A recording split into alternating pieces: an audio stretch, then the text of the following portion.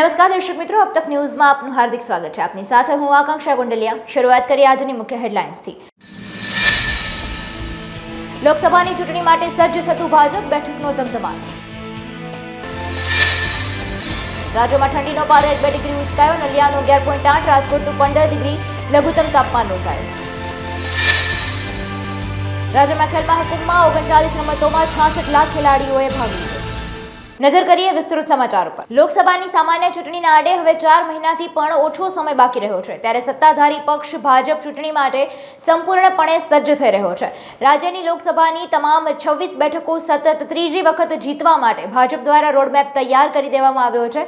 તમામ બેઠકો 5 લાખ મતોથી લીડથી જીતવાનો ટાર્ગેટ રાખવામાં આવ્યો છે, જેને પૂર્ણ કરવા માટે ખાસ તૈયારીનો આરંભ કરી દેવામાં આવ્યો છે।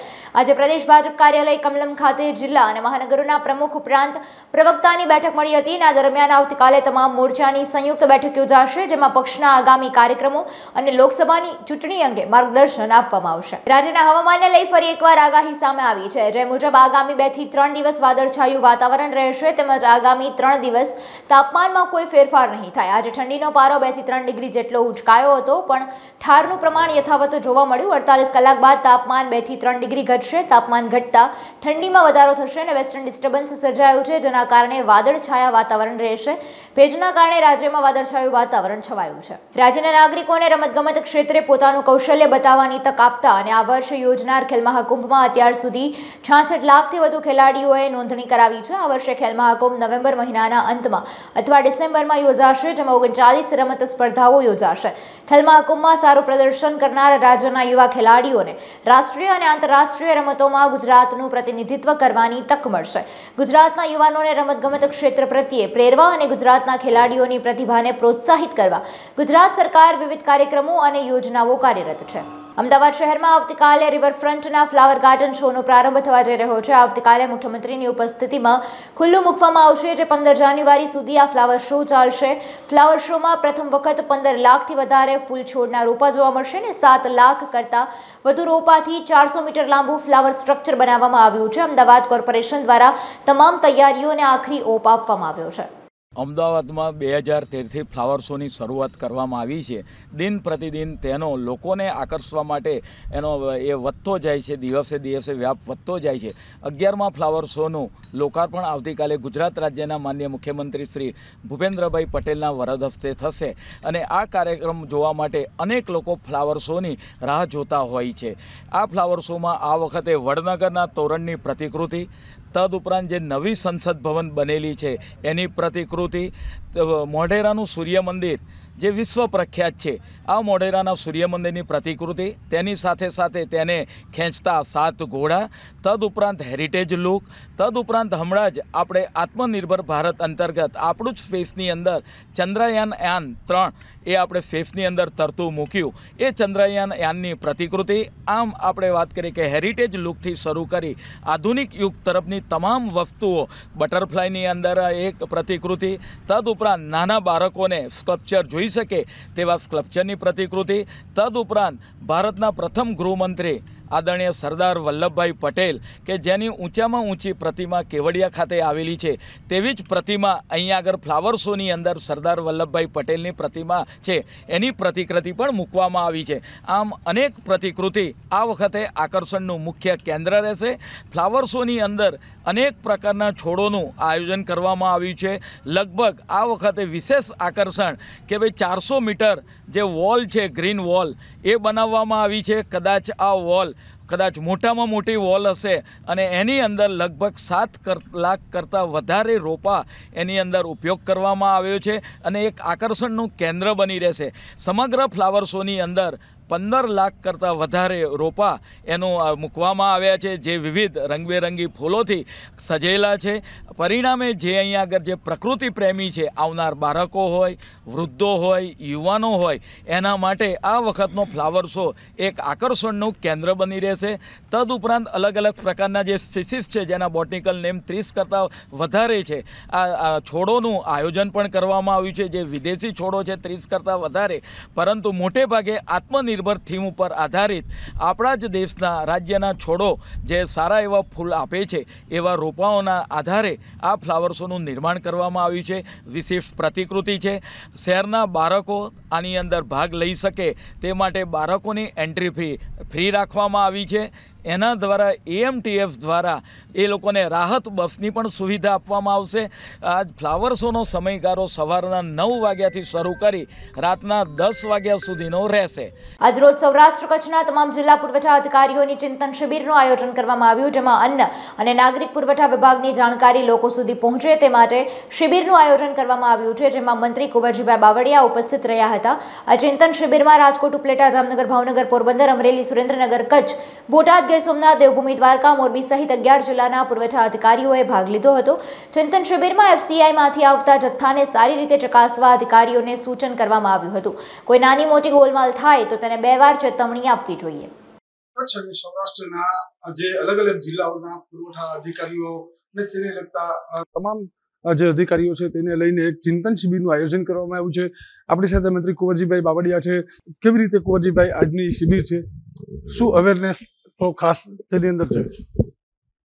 અમારા રાજ્ય સરકારના અન્ન અને નાગરિક પુરવઠા અને ગ્રાહકોની બાબતના વિભાગના સૌરાષ્ટ્ર ઝોનના 12 જિલ્લાઓ અને કચ્છ સહિતના સૌ જિલ્લાના પુરવઠા અધિકારીઓ, ગોડાઉન મેનેજરો અને એને સંલગ્ન ઇન્સ્પેક્ટરો સહિતના અમારા વિભાગના બધાની આજે ચિંતન શિબિર અને સમીક્ષા બેઠક નું આયોજન કરવામાં આવ્યું છે.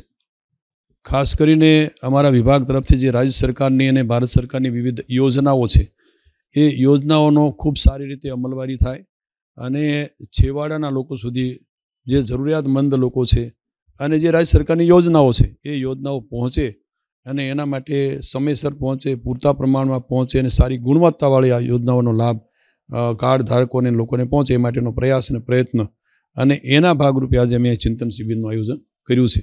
એટલે લગભગ બધા જ સૌરાષ્ટ્રના આખા ઝોનની અંદરથી અમારા અધિકારીઓની ચિંતન, એની સાથે સાથે સમીક્ષા અને સાથે થોડું પ્રેક્ટિકલ કે કઈ રીતે આ લોકો સુધી આ વ્યવસ્થામાં ક્યાંક ક્ષતિ હોય તો કઈ રીતે એને દૂર કરી શકાય અને યોજનાઓનો લાભ મળી શકે. અવારનવાર જે કહેવાય કે વિડીયો વાયરલ થતા હોય છે, અનાજની દુકાનમાંથી અનાજ છે તે અન્ય જગ્યાએ વેચી નાખવામાં આવતું હોય છે. આવા તત્વો જે છે તેની સામે પણ તમે ચર્ચા કરી સ્ટેજ ઉપરથી, તેવા લોકો સામે પણ લગામ લગાવવી જોઈએ. ટ્રાન્સપોર્ટ ધારકો છે તે અધિકારીઓ સામે ક્યાંક કનડગત કરતા હોય તેવી પણ તમે વાત કરી છે. અમે સમગ્ર પાસાઓની અહીંથી આજે સમીક્ષા કરવાના છીએ. પછી ત્યાં અમારા DSO હોય, અમારા પુરવઠા અધિકારીઓ હોય, ટ્રાન્સપોર્ટરો હોય, ડોર સ્ટેપ ડિલિવરીવાળા હોય, ક્યાંક દુકાનધારકો પણ ક્યાંક નાની મોટી ક્ષતિઓ અથવા તો બદમાશી કરતા હોય તો એ પણ આજે અમે સમીક્ષા કરવાના છીએ. આખું તંત્ર કઈ રીતે વ્યવસ્થિત રીતે સુધારો વધારો ક્યાંય કરવાનો થતો હોય તો કરીને સમીક્ષા કરીને આખા એ દિવસ દરમિયાન આવા જ પ્રશ્નોને મેં સમીક્ષા કરીને આવતા દિવસમાં ખૂબ સારી રીતે આ વ્યવસ્થા તંત્ર ગોઠવાય અને ક્યાંક આવી બદમાશી કરતા હોય તો એના માટે પણ ક્યાંક એને કંટ્રોલ આવે અને સાથે અમારા અધિકારીઓ પણ બધા સજાગ થાય અને ગરીબ લોકો સુધી આ યોજનાઓનો લાભ મળે એના પ્રયત્ન માટે જે કંઈ આજે આખા દિવસ દરમિયાન એની સમીક્ષા અમે કરવાના છીએ. ખાસ તો આજની જે ચિંતન શિબિર છે તે માત્ર ને માત્ર એક જ હેતુ છે કે જે નાના વર્ગ અને ગરીબ વર્ગના લોકો છે જ્યાં સુધી અનાજ નથી પહોંચતું તે તમામ લોકોને અનાજ મળી રહે. અને સૌથી મોટી બાબત જે 10,000 સુધીની મર્યાદા હતી જેને લઈને 1 થી 15,000 સુધીની મર્યાદા કરી દેવામાં આવી છે, જેથી લોકો મધ્યમ વર્ગના લોકો છે તેના સુધી પણ અનાજ પહોંચી શકે. કેમેરામેન નિશિત સાથે ચેતન ઠકરાર, અબ તક ન્યૂઝ, રાજકોટ. રાજકોટ શહેરના વોર્ડ નંબર 1માં આવેલ નિધિ સ્કૂલ દ્વારા આગામી 1 જાન્યુઆરીના રોજ નિધિ સ્કૂલના સ્થાપક સિંધુબા મુળુબા ચુડાસમાની પુણ્યતિથિ નિમિત્તે દર વર્ષની જેમ આ વર્ષે પણ વાર્ષિક રમતોત્સવનું ભવ્ય આયોજન કરવામાં આવ્યું છે. સમગ્ર કાર્યક્રમ 150 ફૂટ રિંગ રોડ અક્ષર પાર્ટી પ્લોટ ખાતે સવારે 7:30 થી 1 કલાકે યોજાશે, જેમાં ધોરણ KG થી ધોરણ 12 સુધીના વિદ્યાર્થીઓને અલગ અલગ રમતો રમાડવામાં આવશે. મારું નામ હર્ષાબા ચુડાસમા છે. મારા સસરાના પુણ્યતિથિ નિમિત્તે 1 જાન્યુઆરીના દિવસે વાર્ષિક રમતોત્સવનું આયોજન કરેલું છે. તેમાં લગભગ 600 જેટલા સ્ટુડન્ટ પાર્ટિસિપેટ કરવાના છે. એમાં kho kho, kabaddi, music chair, passing the ball, કોથળા દોડ, બધી જ રમતો રમાડવાના છે. KG થી 12 ધોરણ સુધીના બધા પણ પાર્ટિસિપેટ થવાના છે. તેને મેડલ અને શિલ્ડથી અમે પ્રોત્સાહિત કરવાના છીએ અને જે ગેસ્ટ આવે એના માટે પણ ગિફ્ટ રાખેલી છે. ખેલકૂદ બહુ જરૂરી છે, જે અમે લગભગ 1.5-2 મહિનાથી આ માટે પ્રેક્ટિસ પણ કરાવી છીએ ખેલ મહાકુંભનો તો 1 દિવસનો જ હોય છે ટાર્ગેટ, પણ અમારા એવું છે કે રોજ જે લુપ્ત થતી બધી ગેમ છે કે કોથળા દોડ છે તો એ તો એને આઈડિયા જ નથી કોઈને કે કેવી રીતે રમવી એ છે. પછી બાસ્કેટબોલ તો જેટલું પાર્ટિસિપેટ થતા હોય એક રમતા હોય, પણ આ ઓલ ઓવર ક્લાસને અમે પાર્ટિસિપેટ ફરજિયાત કરાવ્યા જ છે બધાને, અને બધાને ક્લાસ વાઇઝ બધી ગેમમાં પાર્ટિસિપેટ. ચાંદલા નાના કેજી માટે છે તો ચાંદલા ચોડવાનું છે, પણ એનું મહત્વ ઘણું છે ચાંદલા ચોડવા માટે, એટલે એના માટે એ રાખી છે. પછી એને બેલેન્સ રેસ પણ રાખી છે, એને પેડ માથે રાખીને ચાલવાનું છે, એ રીતે બેલેન્સ રેસ રાખી છે. પછી મોટા ધોરણ માટે કબડ્ડી છે, ખોખો છે, જે ઘરે એકલા હોય છે એ તો રમી શકતા નથી, એટલે સાથે બધા ગ્રુપમાં રમે તો ક્લાસને આખા ક્લાસને ફરજિયાત ગેમ રમાડી છે. બધા એક્ટિવિટી ફરજિયાત બની ગઈ છે અત્યારે, કેમ કે ઘરમાં વધીને 4% હોય છે, બરાબર, તો એમાં કોઈ એને ટાઈમ જ બાળકને નથી આપતું. તો અહીંયા સ્કૂલે આવે છે તો એને ગ્રુપ મળે છે, તો એના લીધે જ ગેમ શીખે છે. ઘરમાં અમુક ગેમની ખબર જ નથી હોતી કે આ રીતની ગેમ રમાય છે એમ. એટલે મારું એવું છે કે એક્ટિવિટી ખૂબ જ જરૂરી છે. ભણવાની સાથે સાથે ભણવામાં એવું છે કે બુક કેટલી હોય છે, તો તમે 1 દિવસમાં કરાવો તો કોર્સ પૂરો થઈ જાય છે એવું જરૂરી નથી, પણ એને એક્ટિવિટી સાથે એક સબ્જેક્ટ લેતા જાય ને તો એ સબ્જેક્ટનું જ્ઞાન થઈ જાય છે અને એક પાર્ટિસિપેટ કરી શકે છે. બીજી અમે 150 રોડ ઉપર અક્ષર પાર્ટી પ્લોટ છે ત્યાં રાખેલું છે. સવારે 7 વાગ્યાથી ચાલુ થઈને એપ્રોક્સ 1 વાગ્યા સુધી તો ચાલશે જ, કેમ કે બધા ક્લાસ છે એટલે એટલો ટાઈમ લાગશે જ. રાજ્યમાં વન્ય પ્રાણીનો આતંક દિન પ્રતિદિન વધતો ગયો છે, જેમાં નિર્દોષ વ્યક્તિઓ ભોગ બની રહ્યા છે. ત્યારે અમરેલીમાં તરક તળાવ ગામમાં મોડી સાંજે દીપડાએ હુમલો કરતા બાળક મોતની ઘાટ ઉતરતા દહેશતનો માહોલ સર્જાયો છે. અમરેલી તાલુકાના તરક તળાવ ગામ નજીક રમણીકભાઈ પોપટભાઈ દેવાણીની વાડી વિસ્તારમાં દીપડો આવી જતા 7 વર્ષના બાળક અમિત માંડલિયાને ગળું પકડી દીપડાએ બાળકને ઢસડ્યો અને ઘટના બનતા પરિવારે પણ રાડારાડી કરી હતી, જેથી દીપડાએ બાળકને કચડી લોહી લુહાણ હાલતમાં મૂકી ફરાર થયો હતો, જેમાં બાળકનું ઘટના સ્થળે કમકમાટી ભર્યું મોત થતા આસપાસના ખેડૂતો પણ દોડી આવ્યા. આજ રોજ તરકતળા ગામે સાંજના સમયે એમપીથી આવેલા મજૂરો ખેતીનું કામ કરતા હતા રમણીકભાઈના ખેતરમાં. ત્યાં એમનો નાનો છોકરો લગભગ 7 વર્ષનો જેટલો હતો, એ કંઈક પાણી પીવા માટે કેન ભરેલું હશે તે કેનમાં પાણી કાઢવા માટે જતો હતો, અને એટલામાં વન્ય પ્રાણી દીપડો આવી અને છોકરાને પર હુમલો કરી એને ધસડીને લઈ ગઈ. એની જાણ તરત જ એમના મધર ફાધરને થતાં એમના મધર ફાધર એમના પછાડી દોડેલા, એટલે દીપડો એને લગભગ 50 મીટર જેટલું ધસડીને લઈ ગયેલો. ત્યાં છોડી અને દીપડો એમના મધર ફાધર દોડતા દીપડો ભાગી ગયો, પરંતુ છોકરાનું ત્યાં અવસાન થયેલ એના હુમલાથી. જેથી વન વિભાગને અમને ખબર પડતા અમે તરત સ્થળ પર જઈ તપાસ કરતા અમને એમના મધર ફાધરે આ હકીકત જણાવેલ કે સાહેબ આવું થયું. ત્યાં જોતાં ધસરડાના બધા ધસરડો કરેલ એના નિશાનો જોવા મળેલ. ત્યાર પછી છોકરાને અહીંયા પીએમ માટે લઈ જવા પડે એટલે અમરેલી ખાતે હોસ્પિટલમાં પીએમ માટે લઈ આવેલ. પાંજરા મૂકવાનું શેત્રુંજી ડિવિઝનમાં પાંજરાથી લાવીને પાંજરા ત્યાં મૂકેલા છે, 2 પાંજરા. રમણીકભાઈ પોપટભાઈ દેવાણી, ગામ તરક તળાવ. મારી વાડી આ મજૂર 3 વર્ષ થયા, પણ વોશિંગ્ટનને પાણી ભરવા આવ્યો મજૂર ક્યારે વોશિંગ્ટનનો આવી દીપડાએ હુમલો કર્યો અને ગળા ઊંચા કરી દીધી. બનાવ કેટલા વાગ્યાનો છે? 5:30. 5:30 વાગે. પછી તમે શું આમાં કાર્યવાહી કરી? તરત ફોરેસ્ટરને જાણ કરી, વન વિભાગને અને પોલીસ ખાતાને જાણ કરી. તરત 3 ગાડીઓની વાડી આવી અને તરત એ વાડીએથી લઈને અહીંયા જ્યારે દીપડાને આગળ જોયા બસ તરત લઈને આવ્યા, અમરેલી આવ્યા. ઘણી ગાડી એને 108માં લઈને આવ્યા, 7:45 લાવ્યા.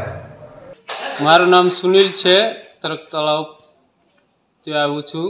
રમભાઈ પોપટ દેવાણી ત્યાંથી અમે ખેતરમાં ગયા હતા, ત્યાં છોકરો પાણી ભરવા ગયો હતો, ત્યાં દીપડો વાંહેથી આવીને દબોચી લીધો, એને ફાડી નાખ્યો ને અમે ત્યાં બૂમ છોકરાએ પાડી, ત્યાં દીપડો મૂકીને ભાગી ગયો. પછી ત્યાંથી છોકરાને લઈને અમે સિવિલ હોસ્પિટલ આવ્યા. રાજકોટ શહેર ભાજપ પ્રમુખ મુકેશ દોશી દ્વારા તાજેતરમાં રાજકોટ શહેર ભાજપ સહકાર સેલના સંયોજક તરીકે અશોક ડાંગરની નિમણૂક કરવામાં આવ્યા છે. અશોકભાઈ 25 વર્ષથી જનકલ્યાણના સમાજ એવા ટ્રસ્ટના માધ્યમથી સેવાકીય કાર્યો કરતા રહ્યા છે. આ ઉપરાંત તેઓએ Chamunda credit cooperative society big બજાર પાસે કાર્યાલય પણ શરૂ કર્યું છે. સહકાર સેલના સંયોજક તરીકે રાજકોટ શહેર ભાજપ માનનીય શ્રી મુકેશભાઈ દોશીએ મને જવાબદારી સોંપી છે.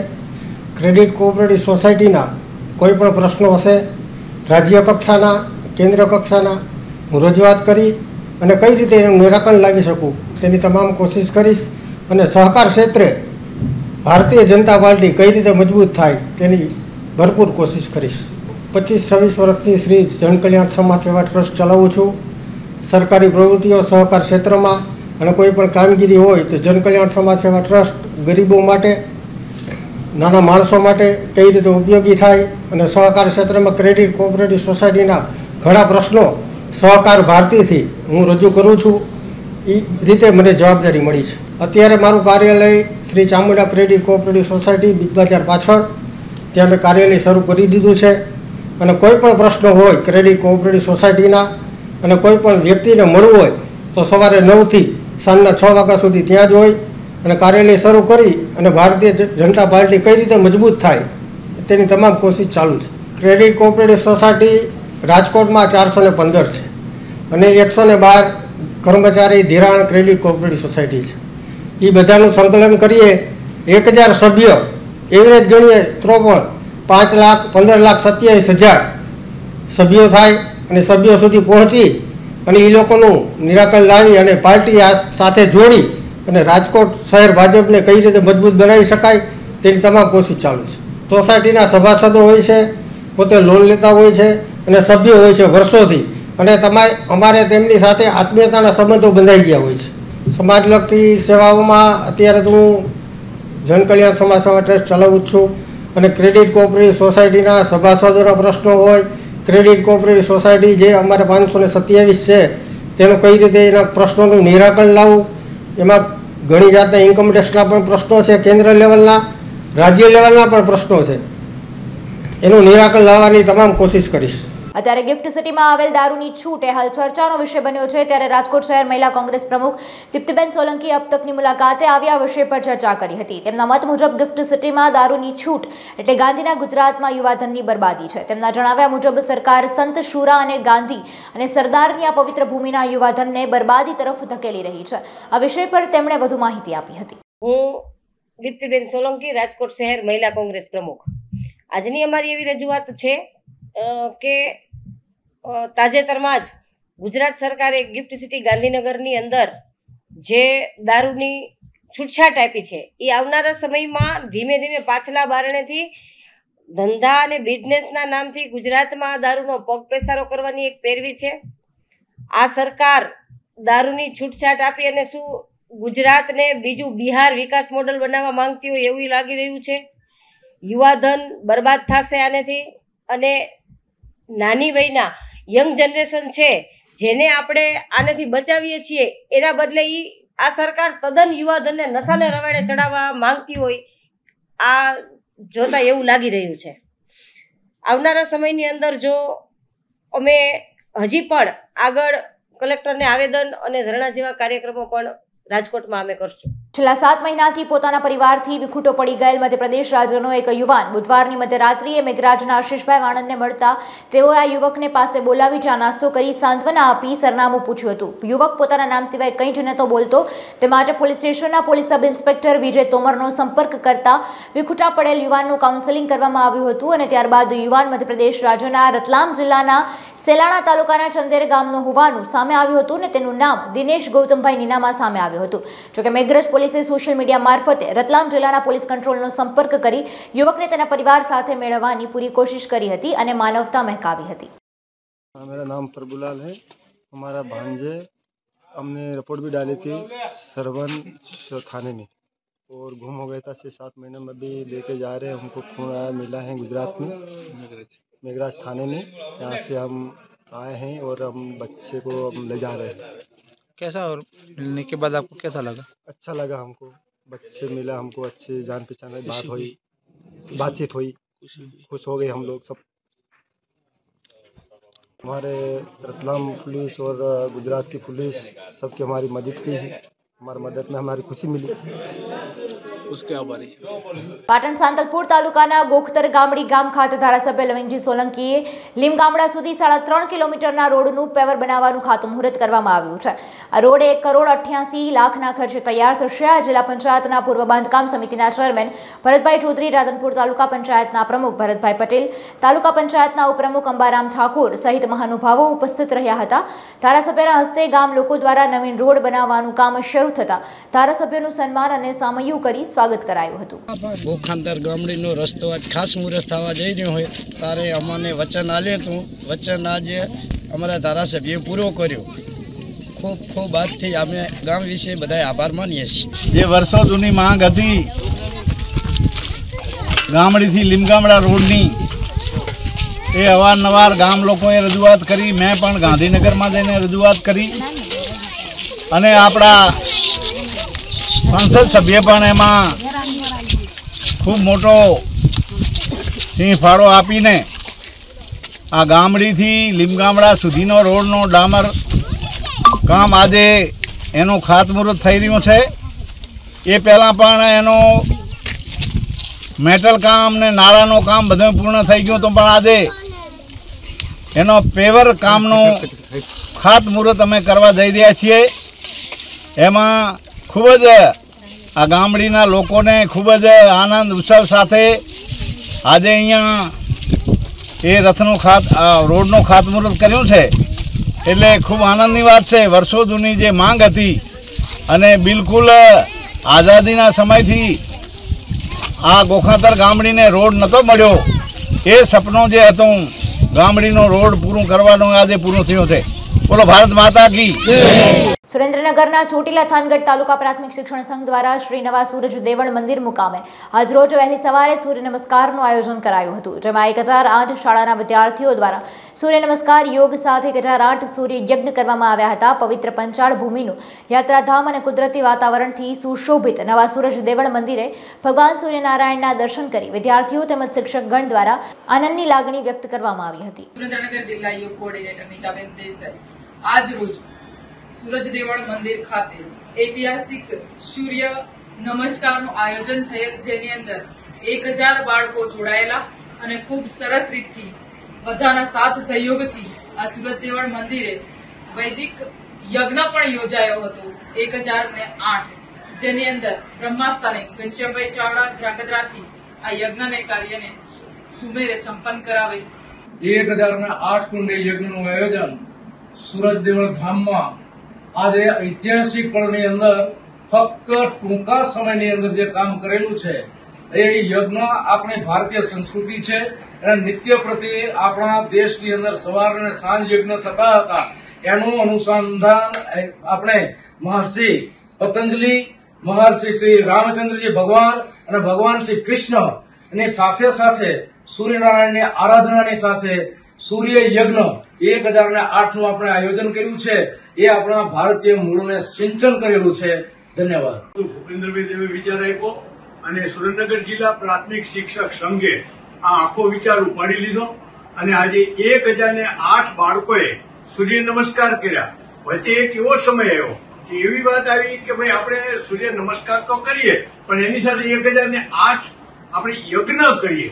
અને એ આજે સુરેન્દ્રનગર જિલ્લાના ચોટીલા તાલુકાનું જૂનામાં જૂનું સૂર્ય દેવળ, જ્યાં સૂર્યના દેવનું વર્ષોથી અહીંયા મંદિર છે, એવા સૂર્યદેવના આજે અમે 1008 બાળકો સાથે સૂર્ય નમસ્કાર અને અમે યજ્ઞ કર્યો છે.